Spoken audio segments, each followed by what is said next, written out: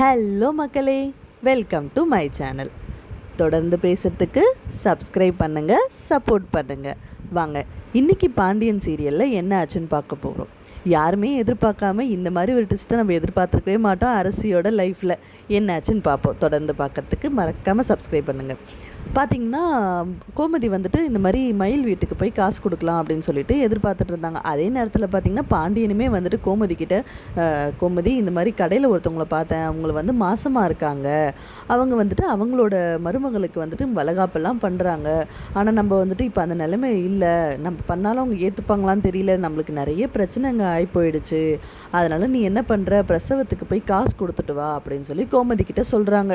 கோமதி, நானும் நினச்சிட்டே தாங்க இருந்தேன் உங்ககிட்ட சொல்லணும் அப்படின்னு சொல்லிட்டு, நீங்களாவே சொல்லிட்டீங்க, நல்லதாக போச்சு, நான் போய் கொடுத்துட்டு வந்துடுறேன் அப்படின்னு சொல்லுவாங்க. அந்த நேரத்தில் வந்துட்டு சரவணன் வருவார். சரவணன் வந்துட்டு, எதுக்குப்பா நீங்கள் தேவையில்லாத வேலைலாம் பண்ணுறீங்க, வேண்டாம்ப்பா அப்படின்னு சொல்லுவார்.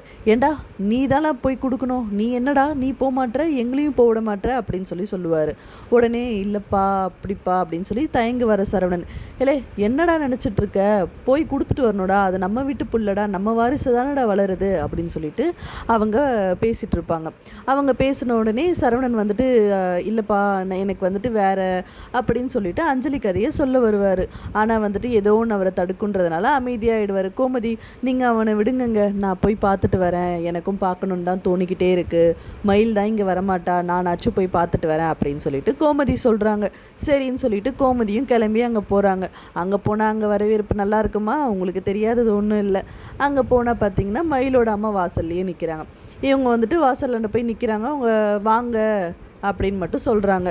உள்ளே போயிட்டு பார்த்துட்டு மயில் இல்லையா அப்படி கேட்டனே, ஏன் உங்களுக்கு தெரியாதா அவள் இந்த நேரத்தில் வேலைக்கு போவான்ட்டு அப்படின்னு சொல்லிட்டு ஒரு மாதிரி நக்கலாக சொல்கிறாங்க. தெரியும், சரி நான் மயிலை பார்த்துட்டு போகலான் தான் வந்தேன், அவள் பிரசவத்துக்கு என்ன பண்ணுறா, செக்கப்புக்கெல்லாம் என்ன பண்ணுறான்னு எனக்கு தெரியல, இந்த பணம் வந்தால் அவளோட மருத்துவ செலவுக்கு வச்சுக்கோங்க அப்படின்னு சொல்லிட்டு கொடுப்பாங்க. இவங்க என்னென்னா பரவாயில்ல இருக்கட்டும் அப்படி இப்படின்னு எதுவுமே சொல்லாமல் உடனே அந்த காசை எடுத்துப்பாங்க. எடுத்து நாங்கள் பார்த்துக்குறோம் அப்படின்னு சொல்லிட்டு ஒரு மாதிரி சொல்லுவாங்க. உடனே கோமதிக்கு ஒரு மாதிரி ஆகிடும். சரின்னு அந்த இடத்த விட்டு கிளம்பிடுவாங்க.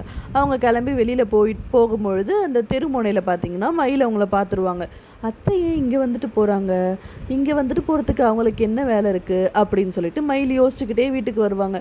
வீட்டுக்கு வந்தால் அவங்க அம்மா வந்துட்டு திருட்டுத்தனமாக ஒரு முழிப்பாங்க. என்னம்மா அத்தைக்கிட்ட பணம் எதுனா வாங்கினீங்களா அப்படின்னு கேட்பாங்க. நான் எதுவும் வாங்கலையே அப்படின்னு சொல்லுவாங்க. அப்புறம் என்னத்தை பின்னாடி மறைக்கிறீங்க, காட்டுங்க அப்படின்னு சொல்லிட்டு கேட்பாங்க. உடனே வந்துட்டு அதெல்லாம் ஒன்றும் இல்லை விடு அப்படின்னு, இல்லை காட்டுங்க அப்படின்னு சொல்லிட்டு கையை வலுக்கட்டாயமாக பிடிச்சி இழுப்பாங்க பாருங்கள். எல்லாம் பணமும் கீழே விழுந்துடும். ஏம்மா இவ்வளோ பணம் எங்கேருந்து வந்தது, அத்தை கொடுத்தாங்களா, நீங்கள் வாங்கினீங்களா அப்படின்னு சொல்லிட்டு மயில் கத்துவாங்க.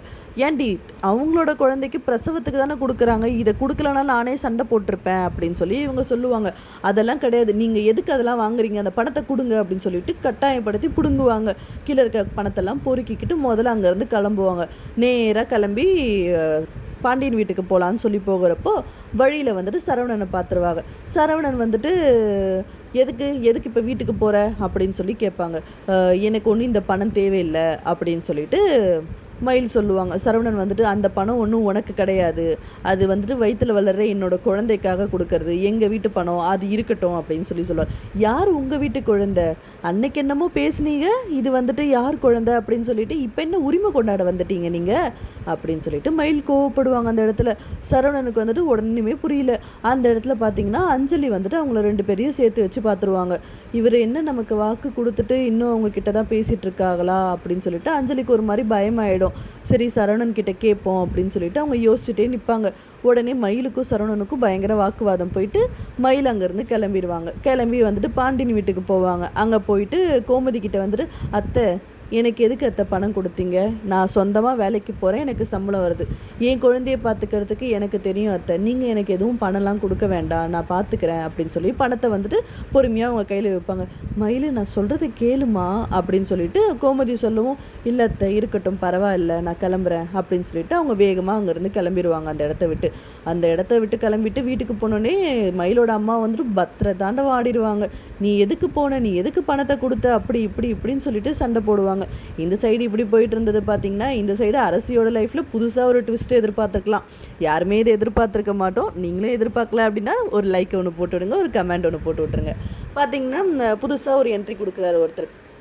அவர் ஏதோ வந்துட்டு ஆர்கானிக்காக ஏதோ பிஸ்னஸ் பண்ணுறதா அப்படின்னு சொல்லிட்டு பாண்டியன் கிட்ட வந்து இன்ட்ரடியூஸ் ஆகிறாரு. அவராகவே வாண்டடாக வந்து இன்ட்ரடியூஸ் ஆகிறாரு. ஆகிட்டு ரோட்டில் போயிட்டுருக்கிறப்போ வேகமாக வண்டியை ஓட்டுவார். அரசி அந்த வழியாக ஃபோன் பேசிகிட்டே வருவாங்க. ஃபோன் பேசிகிட்டே வரவங்கள பார்த்துட்டு அப்படியே இவரும் அவங்கள பார்த்துட்டு ஒரு ஆஹா என்ன இந்த பொண்ணு அழகாக இருக்கே அப்படின்னு சொல்லிட்டு பார்த்துட்டே வாயை பொழந்துட்டே வந்து அந்த பொண்ணையே இடிச்சிருவார். அவங்களும் கீழே விழுந்துருவாங்க. கீழே விழுந்து ஃபோன் கீழே விழுந்து உடஞ்சிரும். உடனே அவங்களால யாருக்குமே ஃபோன் பண்ண முடியாது. அவங்க கையிலையும் அடிபட்டுரும். உடனே அவர் வந்து கை கொடுத்து தூக்கி விடுவார். தூக்கி விட்டோன்னே நீங்கள் யார் அப்படின்னு சொல்லிட்டு அரசி கேட்பாங்க. இல்லை நான் இந்த வழியாக வந்துட்டு இருந்தேன், நீங்கள் ஃபோன் பேசிகிட்டே வந்தீங்க அப்படின்னு சொல்லிட்டு ஏமலை இருந்தாலும் ஏமலை தான் தப்பு, மன்னிச்சுக்கோங்க அப்படின்னு சொல்லிட்டு அவர் சொல்லுவார். உடனே சுற்றி இருக்கவங்களாம் கூட்டிகிட்டு இல்லை இந்த பொண்ணு ஃபோன் பேசிட்டு வந்துச்சு நான் பார்த்தேன் அப்படின்னு சொல்லிட்டு அங்கங்கே எல்லாரும் பேசுவாங்க. அப்படி இப்படின்னு அவங்க 2 பேருக்குள்ளேயே சமாதானம் ஆகிட்டு எல்லாரும் போயிடுவாங்க. உடனே ஒரு தண்ணி எடுத்து கொடுப்பாரு. அவங்களும் அந்த தண்ணியை குடிப்பாங்க. உடனே 2 பேரும் மாற்றி ஒரு லுக் ஒன்று விட்டுப்பாங்க. இதெல்லாம் வந்துட்டு தூரமாக நின்றுட்டு குமரவேல் பார்த்துடுறாரு. இது என்னடா இது அப்படின்னு சொல்லிட்டு ஒரு மாதிரி ஷாக்காக பார்த்துட்டு இருக்கும்போது அந்த வழியாக அவங்க அப்பாவும் வராரு. அவங்க அப்பா குமரவேல் அப்பா வந்தோடனே, அப்பா இந்த மாதிரி அரசி கிட்ட வந்து ஒருத்தன் பேசுகிறான், நீ இப்படியே தூரமாக நின்று பார்த்துக்கிட்டே இருடா, அப்புறம் பேசிட்டு வேற ஒருத்தன் கல்யாணம் பண்ணிட்டு தான் போக போகிறான், நீ என்ன பண்ணுற எனக்கு ஒன்றும் புரியலை, வீட்லேயும் ஒன்றும் பண்ணுறது கிடையாது, கதிர் பாரு பெரியப்பா கிட்ட நல்ல பேர் எடுத்துகிட்டு போயிட்டே இருக்கிறான், நீ இருக்கிற பேரை கெடுத்துக்காமல் இருந்தால் சரி அப்படின்னு சொல்லிட்டு சக்திவேலும் அவரை வைவார். உடனே வந்துட்டு இவருக்கு என்ன பண்ணுறதுன்னு தெரியல. ஆனால் அரசியோட வந்துட்டு லவ் பண்ண காலத்தெல்லாம் நினச்சி பார்த்து ஒரு மாதிரி ஏங்குறாரு. இந்த மாதிரி இந்த இடத்துல இந்த சீன் முடிஞ்சிருது. இதை பார்த்துட்டு வீட்டுக்கு போயிட்டு சக்திவேல் வந்துட்டு நம்ம பொண்ணை வந்துட்டு அவங்க வச்சுருக்காங்க, சரி அரசியை நம்ம கல்யாணம் பண்ணி கூட்டிகிட்டு வந்தோம், அந்த பொண்ணும் வந்துட்டு அவதான் தாலி கட்டிக்கிறேன்னு சொல்லிட்டு போயிட்டா, இப்போ வேற ஒருத்தன் கூட பழகுறா அப்படின்னு சொல்லிட்டு சக்திவேல் வந்து வீட்டில் தைய தக்கான்னு குதிப்பார். உடனே வந்துட்டு அவங்க அப்பத்தா வந்துட்டு, ஏன் சக்திவேலு உனக்கு வேறு வேலை பொழப்பு கிடையாது, எப்போ பாரு அந்த பொண்ணை எதையாவது சொல்லிட்டு கடை அப்படின்னு சொல்லி அவங்க திட்டுவாங்க. இதெல்லாம் மறைஞ்சிருந்து சுகன்யா கேட்டுட்டு இங்கே வந்து பழனிவேலு கிட்ட சொல்லுவாங்க. அதெல்லாம் ஒன்றும் இருக்காது, நீங்கள் சும்மா அரசி ஏதாவது சொல்லாதீங்க அப்படின்னு சொல்லிட்டு அவங்களுக்குள்ளேயே பேசி விஷயத்த பெருசாக்கிடுவாங்க.